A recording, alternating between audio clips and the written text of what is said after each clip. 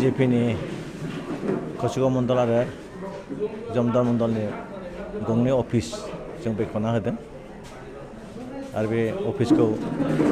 आङो व्यक्तिगत साइडनिफ्राय लुना होदों आरो बेवहाय गोबां जोंनि कार्जकर्ताफोरा सहाय खालामदों आरो गोजौनिफ्रायबो बहुद जोंखौ मरेलि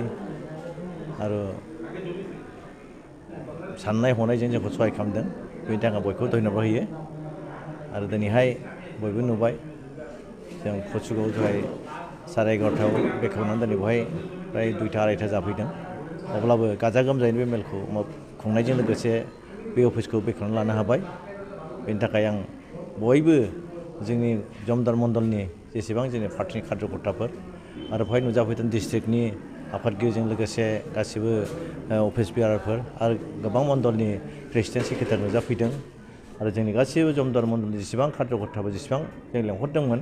नुजाफैदों बेनि थाखाय आं बयखौबो धन्यबाद होदों आरो बे अफिसनि गेजेरजों जों बेखौनो आसा खालामदों फैगोन समाव जों बेवहाय थानानै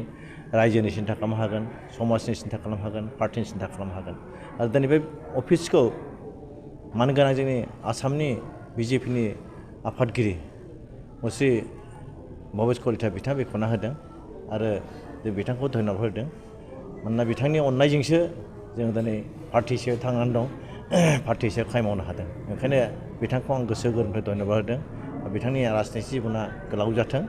आरो बिथांनि जिउ इसोरा सहाय खालामथों आरो दिनैहाय जों जे जमदार मण्डल हिसाबै जोंहा अफिस गैयामोन फिसा अफिस भारा लानानै सोलियोमोन गोबां खस्थ' जायोमोन